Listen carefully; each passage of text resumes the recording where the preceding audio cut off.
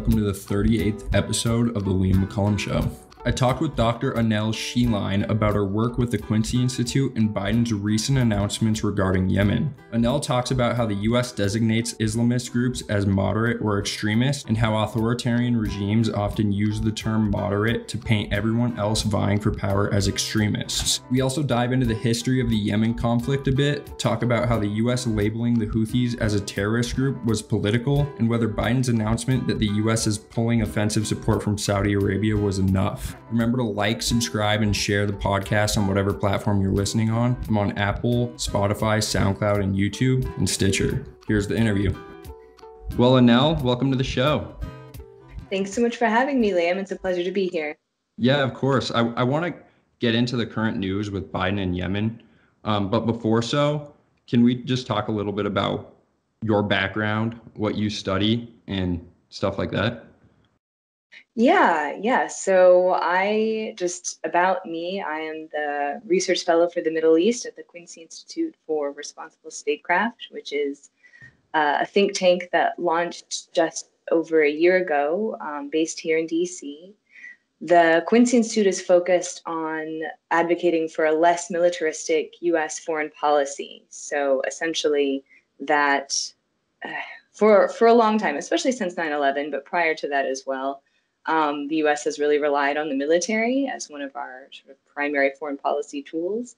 And I and my colleagues at QI see this as really problematic for U.S. interests, that it would be a lot more effective, more cost effective, more sort of policy effective if the U.S. relied less on our most expensive tool and instead relied a lot more on our very capable State Department, on our diplomats, and on more sort of international collaboration, that moving forward, the ways that the US has been sort of accustomed to act unilaterally in the world, it's just going to be, it's costly, it doesn't work all that well. And, moving forward, especially vis-a-vis a more powerful China, the US just really needs to think differently about how we want to interact in the world, especially given that some of our most pressing security concerns are issues that we can't really resolve by ourselves. I mean, there are issues like the pandemic, there are issues like climate change, where moving forward, if we want to get anything done on these, it's going to have to be done in a more collaborative manner. And so in the Middle East, what I focus on in particular are issues like reducing the US military footprint, that, I and my colleagues argue the fact that the US continues to station thousands of troops around the region, especially in the Gulf security partners, that's based on sort of a previous and outdated military calculus that no longer is, do we need to be as concerned about things like, Saddam Hussein marching across the border into Kuwait, that, actors that the US still worries about, actors like Iran, for example.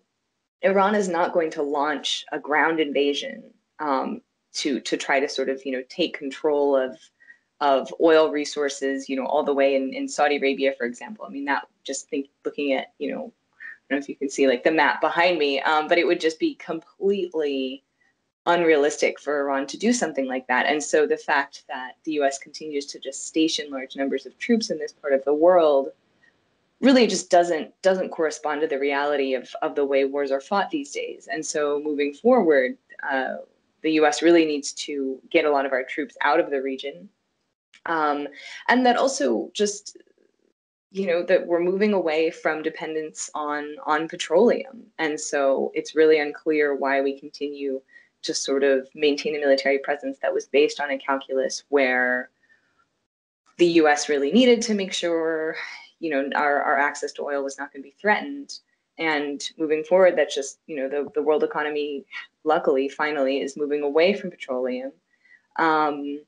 Certainly, the US has an interest in maintaining, our allies in East Asia, who continue to be quite dependent on Middle East oil. There's a shared interest in, making sure the Strait of Hormuz remains open, but that does not require the current level of US military presence in the region. And again, moving forward, it would be in everyone's interest for kind of there to be less of a focus on trying to protect this petroleum and more on, how does each country achieve energy independence through renewable resources. So that's sort of the broader focus of the Quincy Institute. You should definitely speak with some of my colleagues on the East Asia team that are really concerned about all this rhetoric around the U.S. has to fight a Cold War with China. Again, the logic there just being completely flawed, that the threats the United States faces are ones that we're going to need to work with China on, and that if we just focus on fighting China, we're, the climate, the actual threats like climate change are just going to continue to be unresolved, which is a really scary thought.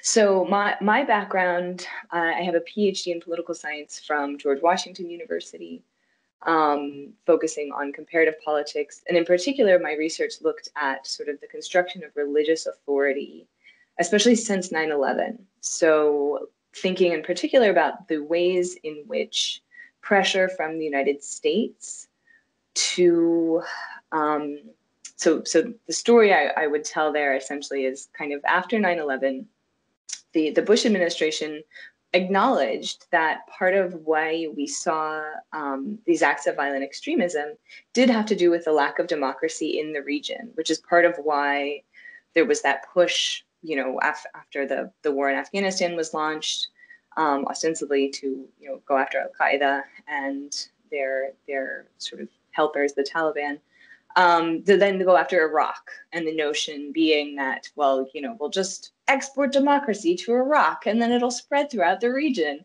And clearly that didn't work at all.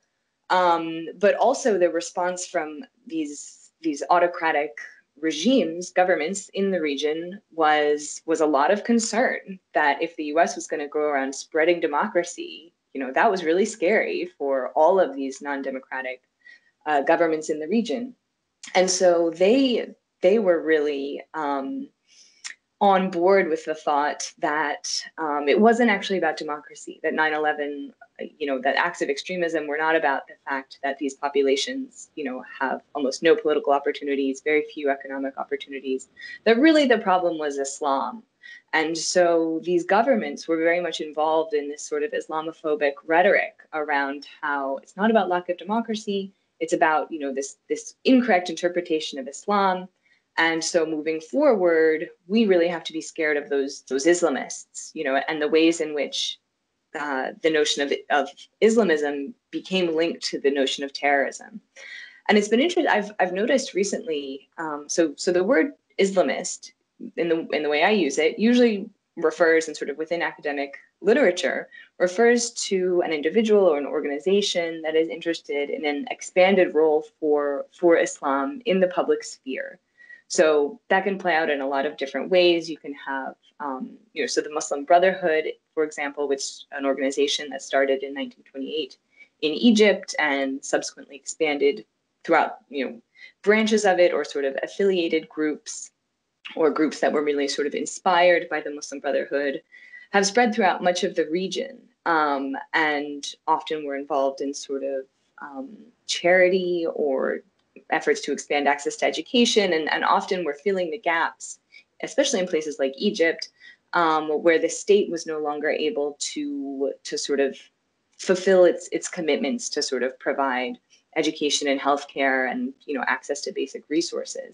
And the Muslim Brotherhood stepped in, and also as it was providing these needed services, it was also advocating for kind of greater piety, greater modesty. In many ways, it's interesting because a lot of what the Muslim Brotherhood stands for, I would say a lot of American conservatives would probably also agree with, just in terms of kind of an expanded role for religion and just the preservation of more conservative values, prioritizing the family, prioritizing modesty, attending your religious service. So, and yet, like, the Muslim Brotherhood in a lot of these countries, they were the actors that then, following the Arab Spring, they are who kind of stepped into the space left behind when rulers, the president of Egypt was forced out of power, the president of Tunisia. In Yemen's kind of a whole other case, but eventually the president of Yemen was forced to step down. And it was often these Islamist groups that sort of were oftentimes the only political organization that kind of had the existing networks that were able to step in right away. Whereas kind of other groups, these like youth organizations or leftist organizations or just various kind of members of civil society had been systematically disempowered over time. Whereas a lot of these governments were not able to target these Islamist groups in the same way, because to do so would have really provoked a backlash.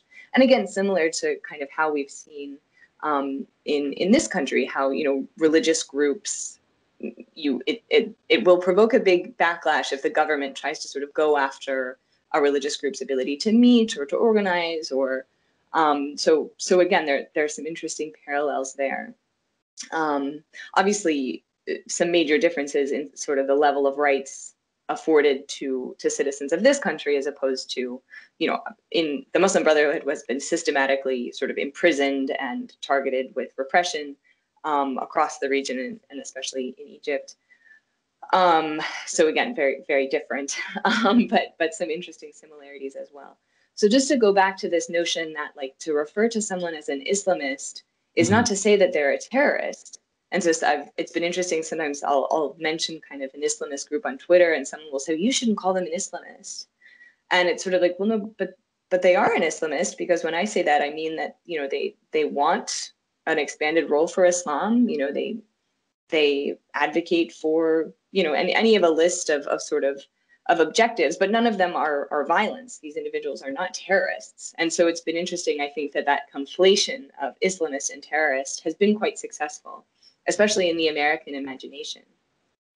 So all that to say, kind of especially since 9/11, and then reiterated after 2011, when, again, a lot of these governments felt really terrified at the prospect that these Islamist groups had demonstrated their ability to sort of play a political role and to take power, as we saw in Egypt and in Tunisia. You started seeing a lot of this rhetoric of so-called moderate Islam. And this was not the first time we'd heard that rhetoric. That kind of prior to 9/11, you tended to hear it, especially in reference to countries or leaders who were willing to do what the US wanted. And often that corresponded to their willingness to engage with Israel. So, that once Egypt, President Sadat signed the Camp David Accords and, was willing to kind of engage in a peace treaty with Israel, that he was then labeled a moderate Muslim, as was sort of, Egypt in general. And later when Jordan similarly signed a peace treaty, okay, so now they're moderate Muslims. After 9/11, it became much more about repudiating violence. But also that prompted a lot of pushback, because, for a lot of Muslims, the notion that Islam itself needed a modifier was quite problematic. That for these people, their perspective was like, you don't have to say moderate Islam, you can just say Islam, because Islam does not promote violence. And then on the other hand, you had a lot of Islamophobes saying there's no such thing as moderate Islam because Islam itself is so violent, which is nonsense. But again, within this American discourse, I think there was a lot of confusion. Obviously, there was a lot of concern and fear coming out of 9/11. A lot of people who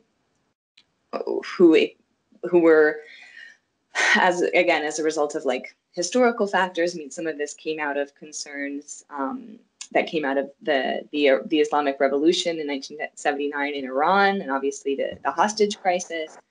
For a lot of Americans, that was kind of their first exposure to Islam. I mean, that there hadn't been a whole lot of media penetration earlier, or if there had been, it was fairly neutral, but so just that the fact that this thing that was calling itself the Islamic Revolution resulted in this horrible situation with, American hostages being held in the American embassy in Tehran.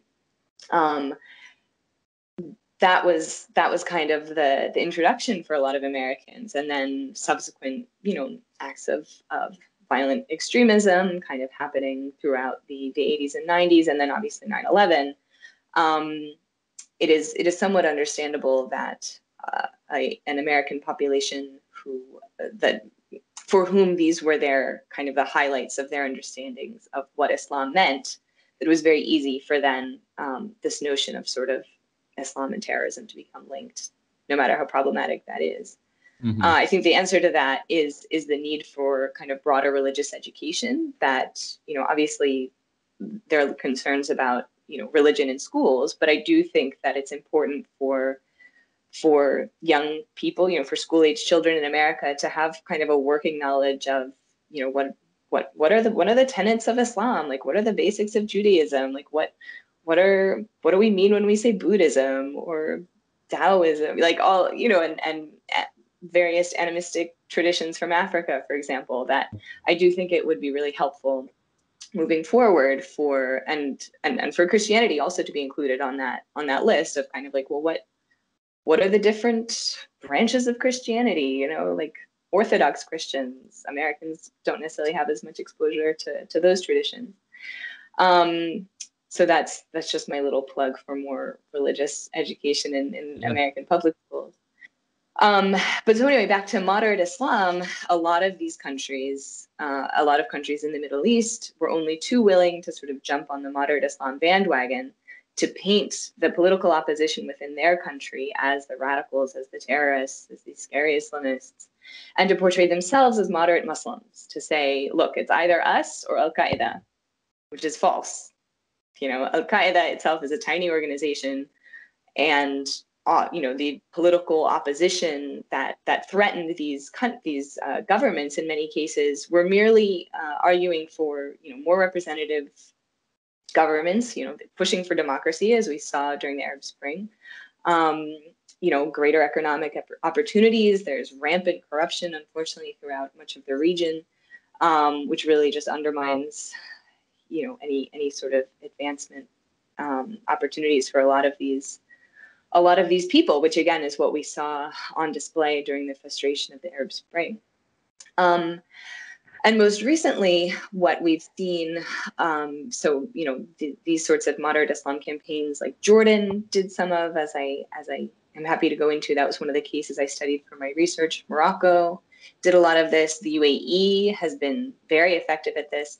And most recently, Saudi Arabia had adopted this language of so-called moderate Islam. They did it prior to Mohammed bin Salman, but who's the crown prince, MBS, as he's often called. But his adoption of that rhetoric got a lot of attention in 2017 in October at Saudi Arabia's sort of big investment conference.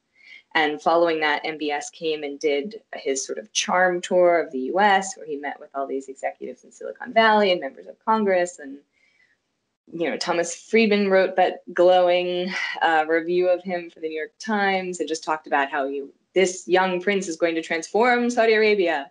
And he allowed women to drive, that he opened some cinemas. But, fundamentally, he was interested in maintaining the control of the Al Saud, of himself. He really consolidated power in his own hands in a way that historically in Saudi Arabia, power has been more sort of spread across the Al Saud family, as well as some power granted to sort of the clerical establishment of religious scholars. And that, so again, he implemented a few mostly cosmetic reforms that were very welcomed by a young Saudi population, many of whom had studied abroad and were really interested in Saudi Arabia becoming sort of a more normal country, as they would say. And so they were really excited about what he was doing, but unfortunately, this was all accompanied by huge repression of clerics, of activists, of anyone who really said anything against him or was questioning what he was doing. And obviously then the Khashoggi murder kind of derailed his whole moderate Muslim narrative, and subsequently, obviously there's been a lot of pushback about Saudi Arabia's involvement in Yemen, and imprisoning of activists, the people like Loujain al-Hahlul, who was a women's rights activist who one of her crimes was driving, which is now legal in Saudi Arabia. And so the fact that she's still locked up and facing an extreme sentence, as well as ongoing mistreatment and lack of resources. And she's just sort of the face of many, many individuals who are languishing in Saudi prisons. I'll stop there and let you ask a question. Yeah. So how does the Mecca document and kind of like the reaffirmation of like the Charter of Medina play into that? Do then all of those people who are outside of the Saudi government, are they then determined as extremists, and then the U.S. government is against them? How does that work? Well, so the Mecca document, so I think you're referring to a piece that I wrote called Declaration Proliferation, where we saw coming out of the Mecca document, as you said, reaffirmed principles that the Prophet Muhammad had established for the Muslim community, principles such as, needing to allow, tolerate, give rights to non-Muslim minorities in the Muslim community in Mecca and Medina and the broader sort of Muslim empire at the time. And just, other principles which are fundamental to Islam. Obviously, there's a lot more to get into there about sort of, the extent to which historically within the Muslim empire, it was much easier for sort of minority populations like Jews and Christians to live within the Muslim empire than it was for Jews to live in Christian Europe, for example, which is part of why now in sort of the modern context of the nation state, where it does start to become more difficult for religious minorities in a lot of these countries. Like part of the reason they're there is because they were fleeing prosecution in Europe. And now that we're under a different sort of political system, they are facing these problems and are, targeted with persecution, unfortunately. Examples like the Yazidis in Iraq, for example, which again had lived peacefully. It's only when the, extremists like ISIS or Daesh, as they're called, that's when the Yazidis obviously were targeted with genocide. So I guess to get to your question, so a lot of these sort of religious, the religious establishment. So just to go back a little bit, in these countries, Islam is the official religion. So again, this is one of the differences, obviously, between the United States, where we don't have an official religion, whereas in these countries where the government is a religious actor, it does produce religious educational materials for schools. They oversee what's allowed to be said in mosques. And this greater sort of bureaucratization of religion very much increased after 9/11, after sort of Islam was seen as securitized or in need of greater securitization. There was this concern from these governments that Islamist groups were, spreading either extremist messaging, which the US is also concerned about, or just, democratic message. The idea is that like, well, maybe we should have a say in our own government. And so from the perspective of, the king of Saudi Arabia, pushing for democracy and pushing for extremism are equally dangerous and sort of categorized in the same bubble, or, seen as equally problematic. And so then, when the Saudi king is sort of talking to, US partners and saying, oh, those really bad Islamists are saying all this scary stuff about extremism, even though some of what they're saying is in fact about the need for greater democracy. But in the US, we're sort of like, oh, terrorists, extremists, have to be, really, really concerned about those guys. And my hope is that there's been, obviously a lot more study of the Middle East. There, came out of 9/11, many, many scholars or students of Arabic. The US has paid for many thousands of Americans to sort of study the Middle East and study Arabic. And so my hope is that now there is a more nuanced sort of cohort of people. The question, though, is the extent to which that sort of trickles into the rest of the American population, and that sort of more nuanced understanding of kind of the dynamics in the Middle East and sort of the ways in which these governments are trying to demonize the political opposition in their countries. That I'm not sure that again, to go back to the pushback on Twitter of like, well, don't call someone an Islamist, when it's like, no, like it's okay to call someone an Islamist if they are in fact an Islamist, as long as you don't mean terrorist when you say Islamist. Right. Did that answer your question? Yeah, definitely. Because I want to start to get into like how this affects U.S. policy when it comes to countries labeling themselves as moderate. Would you say that there's a link between, say, like Saudi Arabia labeling the Houthis a terrorist organization or like an extremist organization and U.S. policy then? Definitely. So getting into things like the labeling of the Houthis, unfortunately, the U.S. has used this designation of, state sponsor of terror or a foreign terrorist organization to pursue political goals, unfortunately, which again contributes to this perception around the world that, the global war on terror was really just the U.S. going after actors they didn't like and not, in fact, going after actual terrorists. The most glaring example probably being, what was the nationality of most of the 9/11 hijackers? They were Saudi and Emirati for the most part. And yet, we're not labeling either of those countries state sponsors of terror. Going after Iraq, which had nothing to do with 9/11.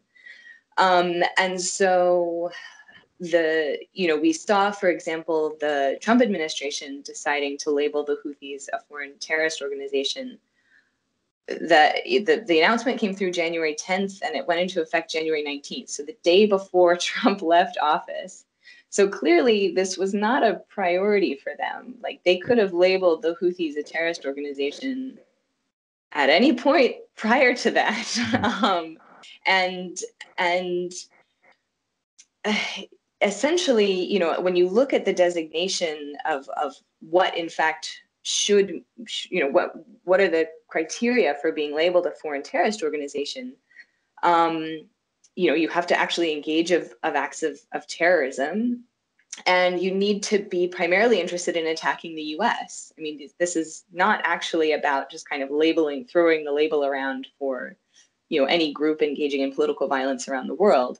That there's cause for that to be done as well. But for the U.S. FTO designation, it's really about what does the United States need to be worried about of groups that are primarily interested in going after the United States. And so the Houthis, for all that they have done horrible things, and I want to be very clear on this because I think there's sort of this misperception that I agree with the decision to lift the designation of the Houthis as a foreign terrorist organization, that, that was done as a political maneuver by the Trump administration to try to cause problems for the incoming Biden administration, as evidenced by the fact that they did it at the very last minute as opposed to doing it earlier. And so I think it's from a moral and humanitarian perspective, I think it was imperative that Biden lift that designation, because the result of the designation was the further immiseration of the Yemeni population, hundreds of thousands of whom have already died, either from direct violence or from sort of the structural violence of the blockade against them and the lack of food, a rampant cholera epidemic, which preceded COVID, which is also rampant in Yemen.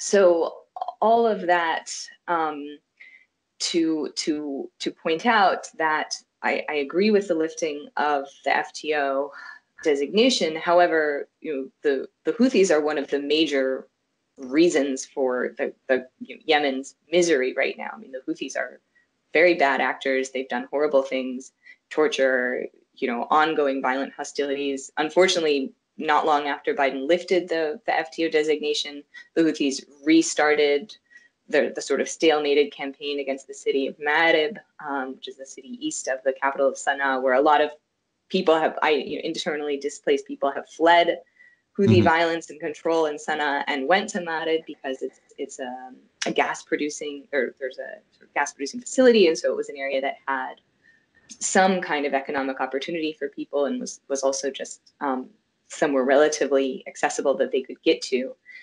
And so, the Houthis reigniting their attack on Marib is, evidence that, these are not a group that we will necessarily be able to engage with, that they are interested in peace. They're not. They're interested in expanding their control and their access to territory and resources in order to put them in a better position later on. Once, eventually at some point, inshallah, the warring factions in Yemen will be ready to start negotiating with each other as opposed to just trying to kill each other. Mm-hmm. And the Houthis are trying to improve their position for those eventual negotiations. So again, just to make very clear, the Houthis have done and are doing horrible things. However, they do not, in fact, meet the criteria for a foreign terrorist organization because they're not actually all that interested in the United States. And what does designation do specifically? How does that inhibit aid and stuff like that? Yeah, so an organization, for example, like Oxfam, that had been doing a lot of work on the ground, or any of these, large and small organizations that have been trying to get aid to Yemenis, they prior to the designation had to interact with the Houthis to gain access to the territory. So the Houthis control the most populous region of Yemen, which is the north. They control the territory on which about 70 or 80% of Yemenis live, so approximately-ish in the range of 20 million people. And once the designation went into place, organizations cannot interact with the Houthis for fear of legal repercussions, that you interacted with a terrorist, you gave aid to Al-Qaeda, basically, is what legally that could mean for them. That at that point, the Houthis and Al-Qaeda are equivalent in the eyes of US law. And there were dispensations granted saying that, look, humanitarian aid can still go through. But as we've observed around the world, in Syria at the moment, in Iran at the moment, also elsewhere, typically organizations are not willing to kind of test that because, the kind of headache for a humanitarian organization that is found to be in violation of that law mm-hmm. could shut down their entire operation. So they're not going to risk their access to starving people in Yemen if that means that their access to starving people all over the world could be shut down indefinitely. So, from Oxfam's perspective, they'd rather be able to continue to help people all over the world if it means that they're not able to legally give aid to people in Yemen. Yeah. And so this is why we saw after Trump and Pompeo had sort of hinted that they might be planning to designate the Houthis a foreign terrorist organization, and then after that did come through, we saw just across the board all these humanitarian organizations saying this is a terrible idea.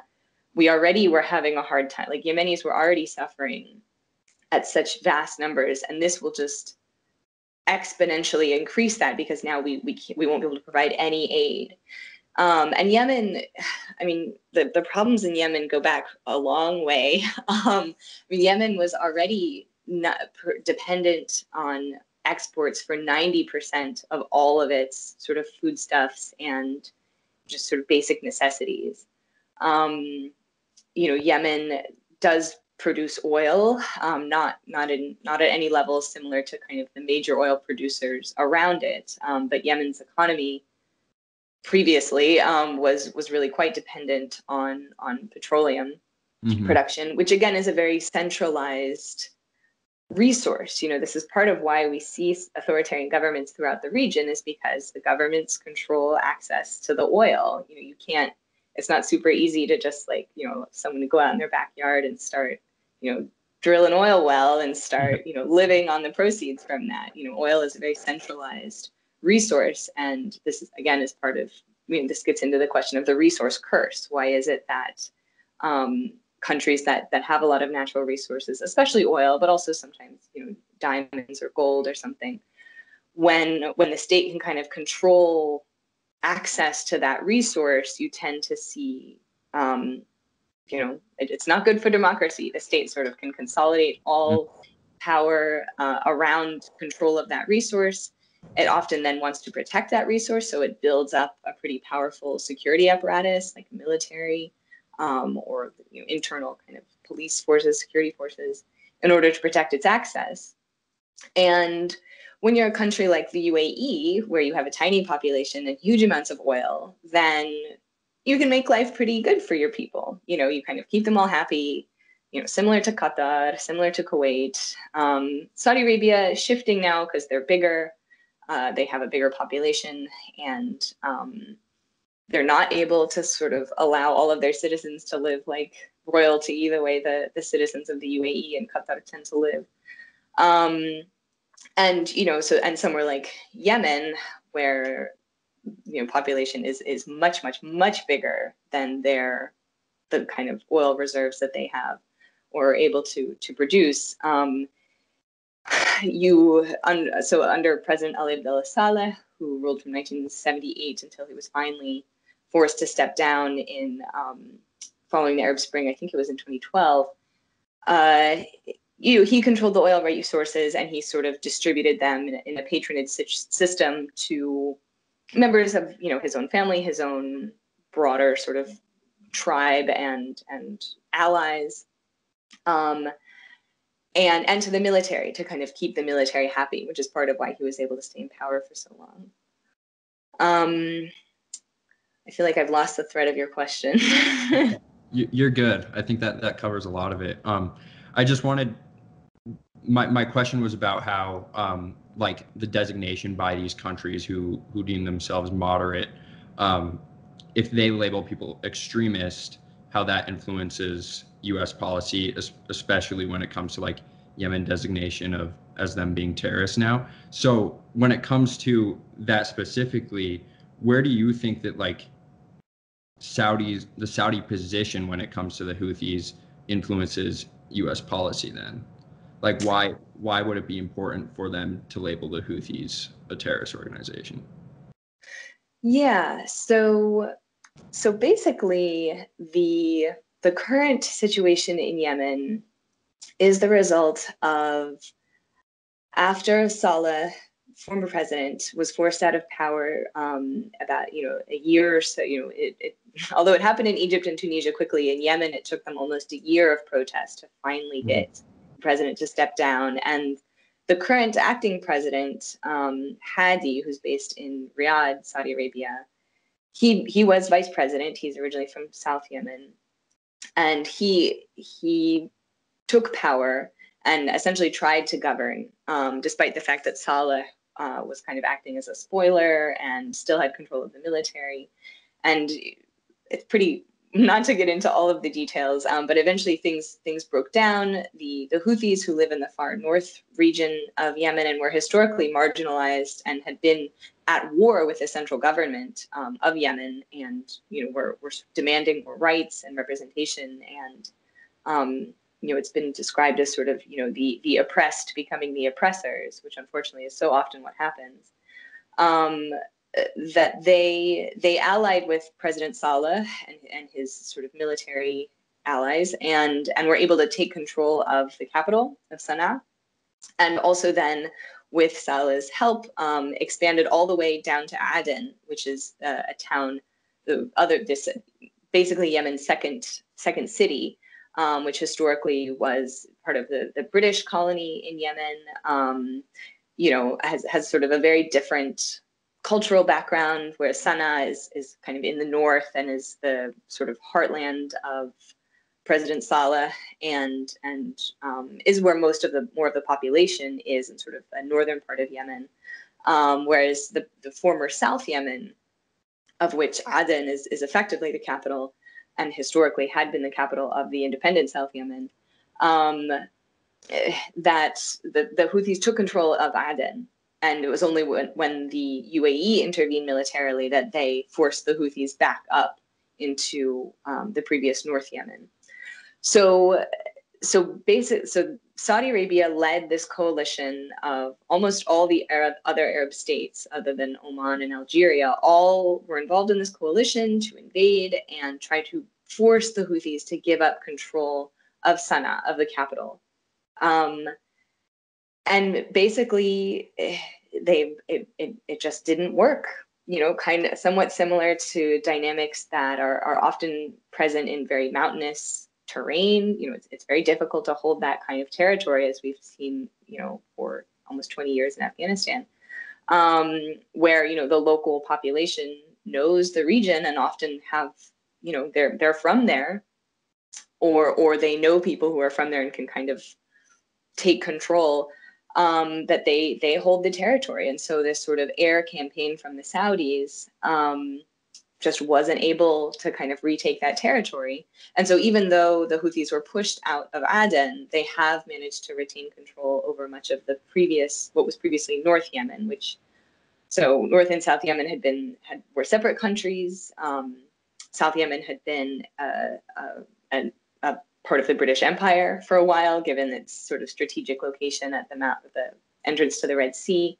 Mm-hmm. And then North Yemen had been controlled by the Ottomans, and then was subsequently sort of an imamate was reestablished there after the Ottomans sort of fell apart after World War I. And these were two separate countries that were sometimes at war with each other, and then eventually reunified in 1990.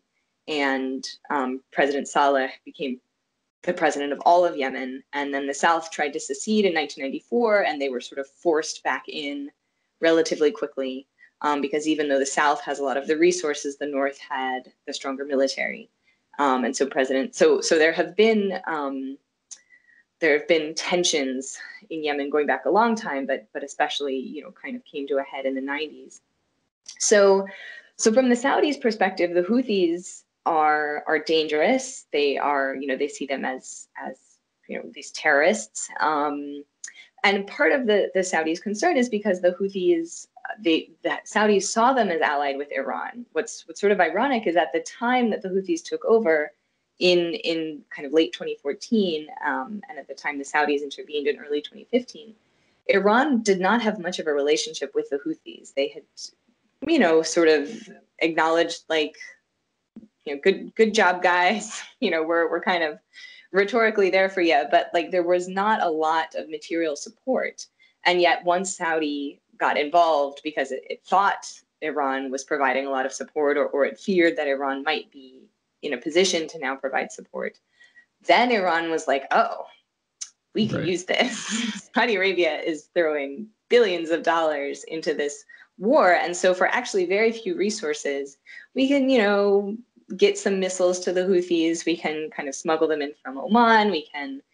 There is a sea blockade. And I don't have great data in front of me about like to what extent the Iranians have been able to sort of get through the blockade. I mean, it is quite effective in starving Yemen. I don't know how effective it's been at sort of preventing weapons from getting through. I think most of the weapons have been coming overland through Oman. So again, the Saudis saw this as necessary because, it's their southern border, and they were really worried about kind of a Hezbollah-like situation getting started on their southern flank, that Iran would just kind of continue to grow in power, and could potentially threaten them there. But again, what's ironic is just that Iran wasn't actually all that involved, and now they're much more involved. And so Saudi Arabia has wasted, billions of dollars on this, and the result is that the Houthis are stronger, the Iranians are more involved, and the Saudis have gotten a lot of deserved pushback from the international community for the extent to which that they have created or been a factor in creating the largest humanitarian catastrophe in the world for several years now. I mean, it's been it's just been getting worse, which is what's so horrifying.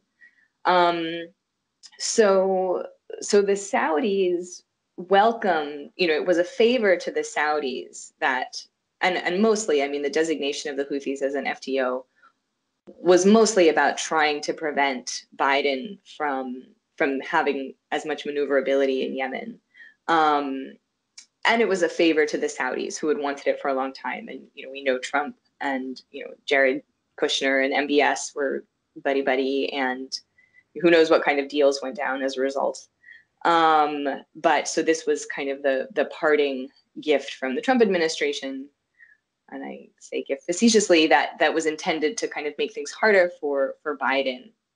And so moving forward, it is really important to keep in mind that, you know, the U.S. has very little leverage against the Houthis. Like even the FTO designation wasn't going to make that big of a difference, and in some ways was actually probably going to empower the Houthis further because they're already so isolated. So it's not sort of like when, and your question about what's the result of an FTO designation. So it's essentially, you know, that sanctions are imposed and any sort of interaction with that group is then, you know, an individual or an organization that interacts with a terrorist organization is then legally on the line for like aiding and abetting terrorism, which is a very serious charge. But the Houthis don't actually interact with, you know, foreign organizations all that much. I mean, they interact with Iran now more than they used to, but Iran is also subject to all these sanctions. So, and is, you know, managing to get around them, you know, not to the extent that, I mean, their population is still suffering as a result, but like it's not harming the regime all that much. So when you have two groups or entities that are already so isolated from sort of international finance or international trade, like they aren't interacting with the rest of the world. They're just interacting with each other now, Iran and the Houthis. So again, the FTO designation was really just going to push the Houthis closer to Iran and again, further kind of empower them because they, you know, if there's no aid coming in, if there's no, no other organizations can legally interact in Yemen, that just means that the Houthis really are the only game in town. And so it just makes them all that much more powerful. Yeah. So again, I can understand why, you know, a lot of people in Yemen actually welcomed the designation of the Houthis. Some people in Yemen welcomed the designation because they saw it as like finally the US was paying attention and like acknowledging the abuses and atrocities that the Houthis have done. And so they have resisted the lifting of the designation because they saw it as kind of losing a point of leverage. But I would argue just the opposite, that the US really doesn't have any leverage against the Houthis. To get leverage against them, the US needs to be in a position where we can actually talk to Iran and talk about, you know, Iran will lower these sanctions against you if you come back into compliance with the Iran nuclear deal and stop supporting the Houthis. And so this is the final point, I think, on the Yemen question is like to get anywhere in Yemen, the foreign money has to stop pouring in. I mean, the Saudis are pouring in money and you know, support and resources. The Emiratis continue to pour in resources to the south, what previously South Yemen and what they hope would in the future be an independent South Yemen again. The Iranians are pouring in resources to the Houthis. And so that means the incentives of the warring parties are to just keep fighting. They have more and more weapons and resources, and they have no incentive to stop. Whereas if all that funding were to dry up, then suddenly the incentives shift and they realize like, oh, I guess we can't just keep fighting indefinitely. At some point, we're going to run out of resources and weapons and fighters. And eventually, you know, that's how civil wars stop. Either that the resources stop pouring in, or you have a decisive military victory. And again, we had the entire kind of Arab League throwing its weight against the Houthis, and that didn't work.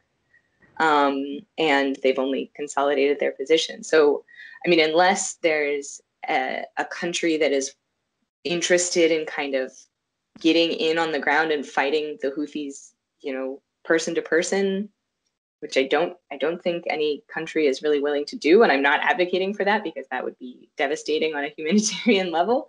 Mm-hmm. But, you know, I guess the comparable example would be Libya, how, you know, you have all of this foreign intervention in Libya and just kind of a stalemate with General Haftar going against the government in Tripoli, and the UAE supporting this warlord General Haftar against the internationally recognized government. And it was only when Turkey sent in a huge amount of resources and troops that finally sort of decisively shifted the military balance, such that Haftar sort of had to retreat back into eastern Libya. And I don't and with devastating consequences on the ground for Libya. And I don't really see any foreign any country on the horizon that seems likely to do that. Again, given that they've already tried, and again, given sort of the geography of Yemen, it's not necessarily likely that even that would work. Mm-hmm. Did that answer your question about kind of the Saudis and the Houthis? Yeah, definitely. And now to move on to the announcement that happened last Thursday. This war has to end. And to underscore our commitment, we are ending all American support for offensive operations in the war in Yemen, including relevant arms sales. At the same time, Saudi Arabia faces missile attacks, UAV strikes, and other threats from Iranian-supplied forces in multiple countries. We're going to continue to support and help Saudi Arabia defend its sovereignty and its territorial integrity and its people. Biden says that he's going to pull all offensive support of Saudi Arabia in Yemen. But then after that, he says that he still wants to support Saudi Arabia due to like Iran's offensive measures against Saudi Arabia. What's going on there? Do you think that that's kind of like a loophole for them to still fund it? Or do you think that there's one,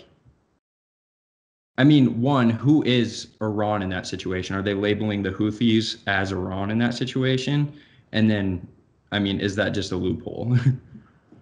That's a really good question. And that a lot of people have been asking. Yeah, so Biden's statement, I think, was intentionally vague. And for various reasons. I think some of the reasons are Biden wanted to do something quickly on this, which is commendable because people are dying. So I do think it's important to send a strong signal to Saudi Arabia that, this is not the Trump administration that's just going to sell you inordinate amounts of weapons, that the U.S. is going to change policy here. But Biden is still staffing up his team, his State Department. My sense is that there's some disagreement here on what exactly the U.S. position should be.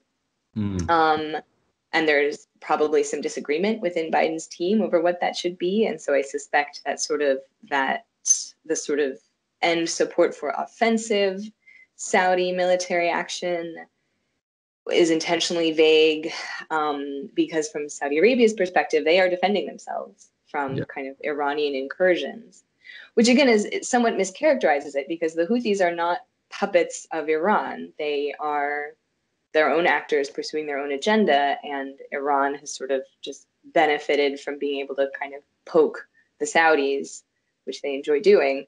But even if Iran were convinced to withdraw all support, the Houthis still have their own agenda. It's not like the Houthis evaporate if Iran withdraws support. They would be more likely to come to the negotiating table at that point, but they're not going to disappear. So I think the and also part of the calculus here is that Biden does want to re-enter the JCPOA, or at least that's what he said on the campaign trail. There's some ambiguity there about what exactly his key objective is. I think a key objective should be preventing Iran from getting to a place where they can develop a nuclear weapon. And this should ostensibly also be on the agenda of Israel and Saudi Arabia and the UAE. This is a shared interest throughout the region, which is why it's kind of ridiculous that Israel threatened to start a war if Biden starts to negotiate with Iran, because Israel, shouldn't want Iran to get a nuclear weapon. And it's ridiculous that Israel feels that it can threaten the United States in that way. Mm-hmm. So I think part of it is, Biden wanted to do something quickly. He didn't want to foreclose his own options.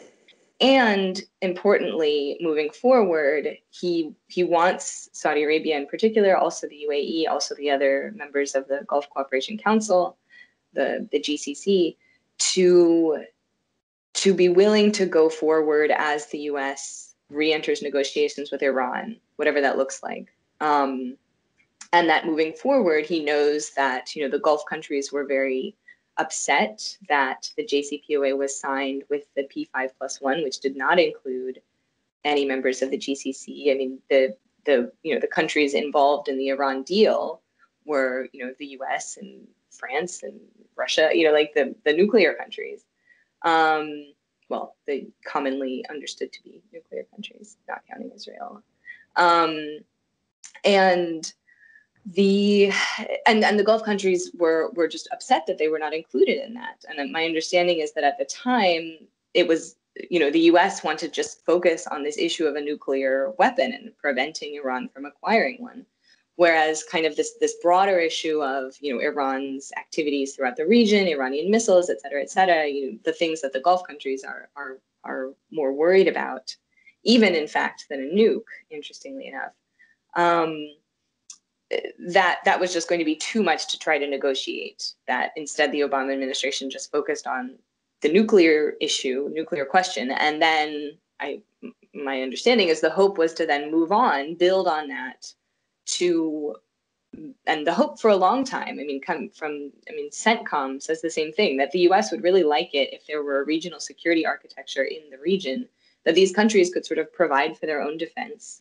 And ideally that would include Iran, that there would be this sort of acknowledgement that it's in all of these countries' mutual interests to not be at the brink of war with each other, and to acknowledge that they have a lot of shared, that they, all of them are facing issues of climate change. All of them have, large youth populations that they need to work on moving away from a petroleum-based economy, because those don't tend to provide a lot of jobs. Like, all of these countries face a lot of the same issues.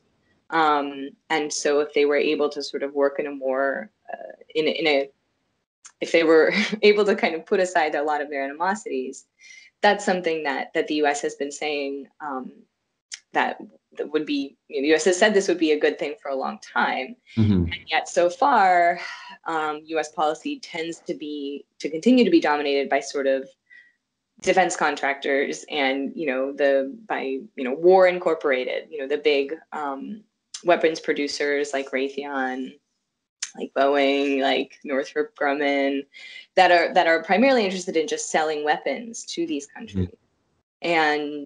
And obviously we saw that on full display under the Trump administration. And so moving forward, in terms of thinking about how to rethink the US role in the region and to rethink the incentives of a lot of these big regional players, I think it would be really helpful if the US and the international community adopted resolutions around, if you break it, you bought it, that if you invade a country, you are on the hook for paying for reconstruction, which would mean the US owes a lot of money to the region. I mean, we've already spent a lot of money in the region, but a lot of it was on weapons and destruction, and that it would be in the US interest to work multilaterally. And this is also in Europe's interest as well, to try to enhance the stability of the region. Obviously, Europe feeling concerned about, another sort of refugee crisis, so-called refugee crisis, like we saw in 2015 and beyond then.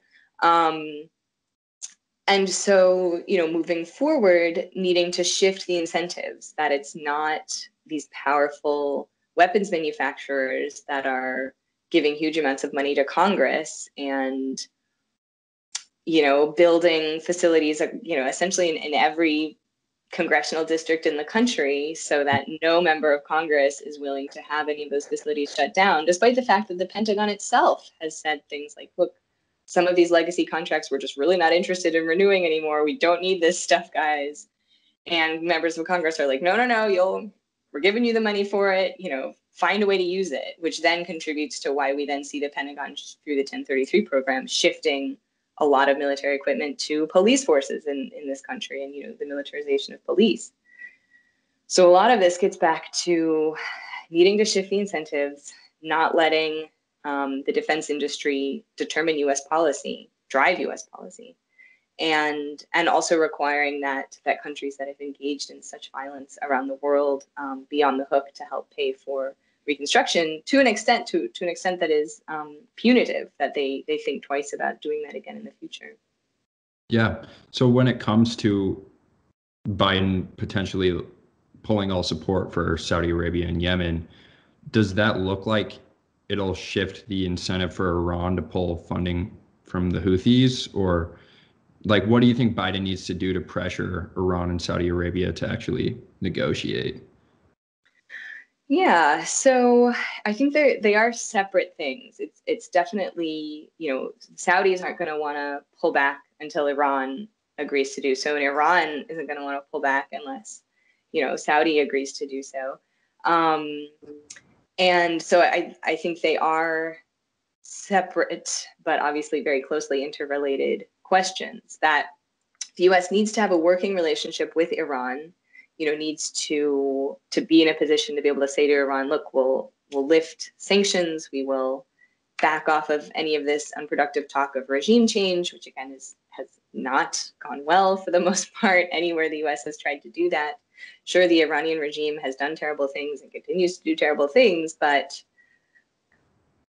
they're a sovereign country. And so the U.S. needs to develop a working relationship with them in a way that we can address some of our shared concerns.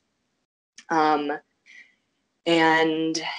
so things like reentering the JCPOA or, some other version of that kind of agreement that prevents a nuclear weapon and then allows the U.S. to move more quickly, I think, on lifting sanctions. I mean, that was part of what the downfall the downfall was Trump pulling out, but when the U.S.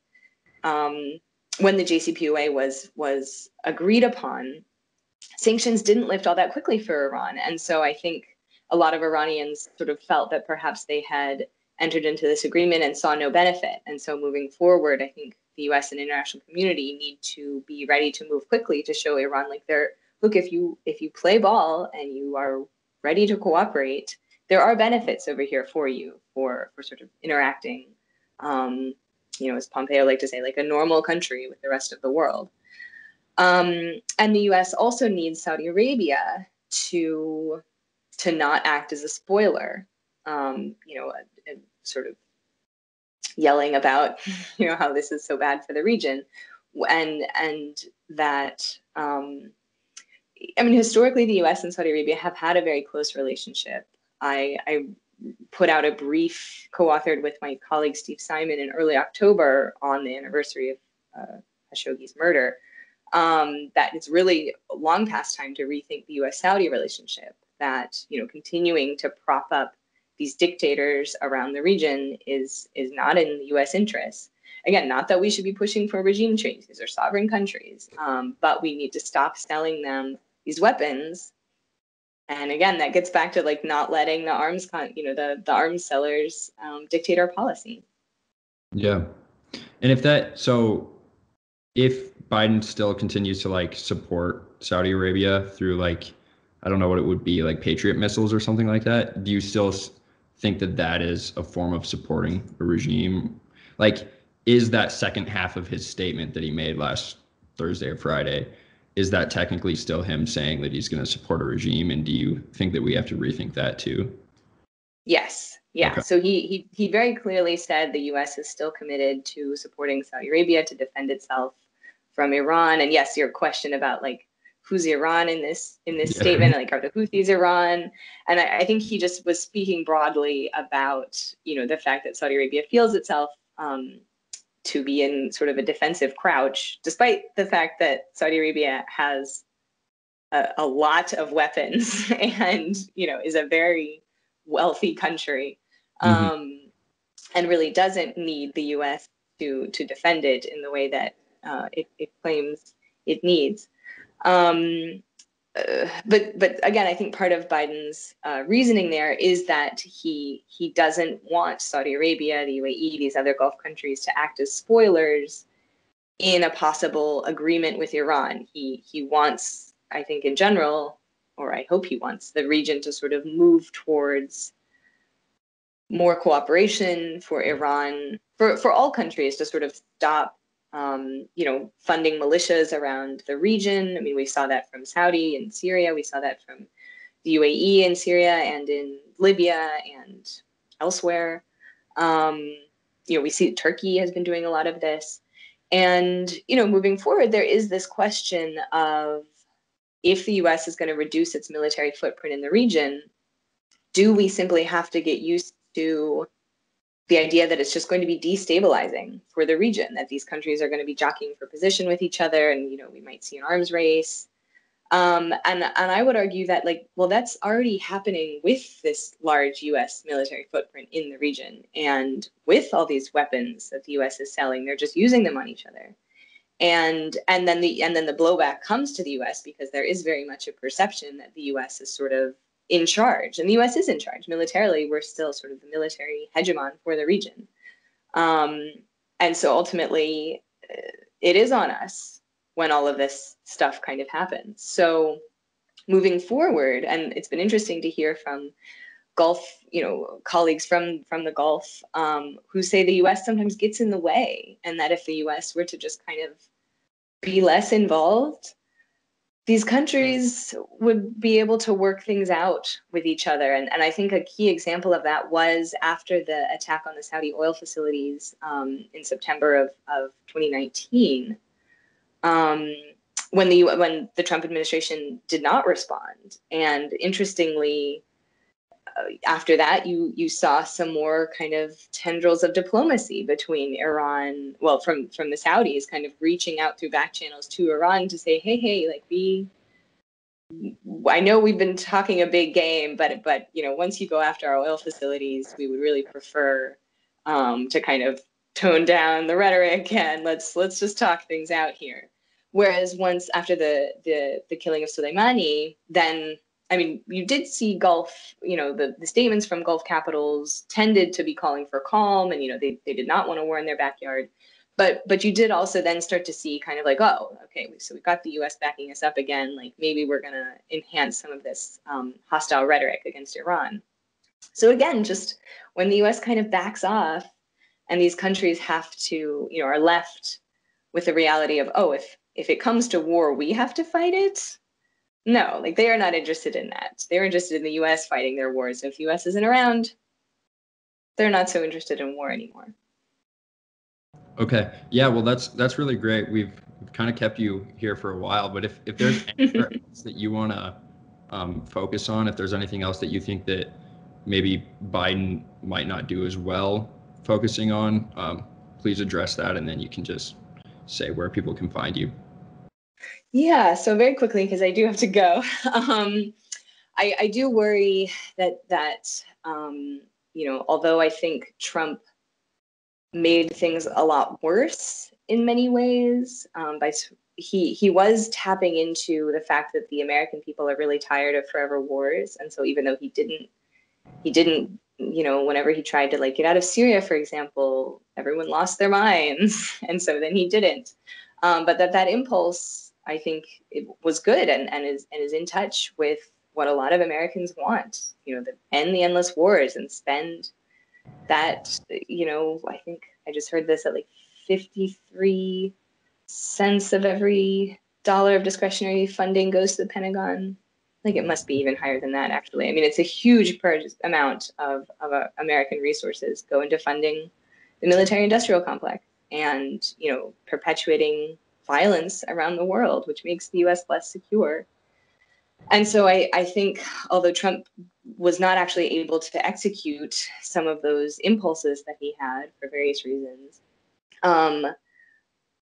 and so Biden has now said America is back, I worry that means, America is back militarily.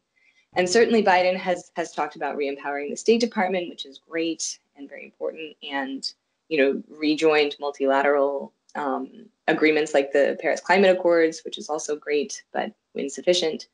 I do worry that he kind of retains this kind of old school notion of American primacy, that America, needs to be all over the world all the time, leading and involved in every conflict, which is not the case And, moving forward, I really hope that we can see, efforts by politicians, like Bernie Sanders, who could sound like Trump on a lot of these issues of, the fact that we need to focus on the American middle class, representatives like Ro Khanna of California, who's done a lot on the issue of, Congress is supposed to be the one that declares war, and they've sort of absconded from this responsibility.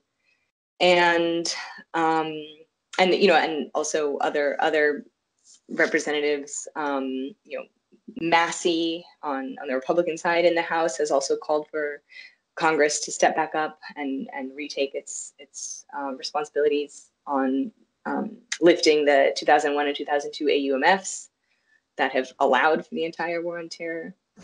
There are plenty of members of Congress that have made this argument. And so I do think it's very important that Biden listen to them, that, Biden is old and comes from a different era. And I think younger generations, the millennials and Gen Z, are really sick of the forever wars, and that Biden would do well to sort of listen to polling that makes that abundantly clear.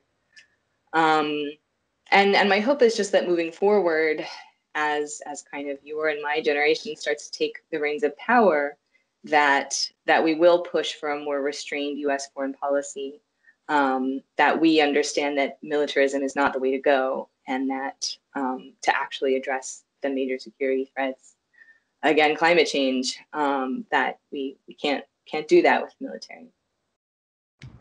Yeah, well, thank you so much. If you want to just tell people where they can find you, certain websites, social media, that would be awesome, and we can let you go. Yeah, thank you. Yeah, so I'm on Twitter at Annelle Sheline, and I'm at the Quincy Institute, and I don't know when this will be coming out, but I'll be speaking on a panel with Ro Khanna on this week on Thursday, 1:30 p.m. Eastern, also with Aisha Juman, who's a humanitarian activist, a Yemeni humanitarian activist, talking about kind of what Biden should do now in Yemen. And if folks are interested, if you're interested, Yeah. I'd love to have you tune in. That's awesome. Well, thank you so much for coming on. Thank you. Thanks so much. It's the weekend and we can let go. It's the full send, it's the get-go. It's the get-go.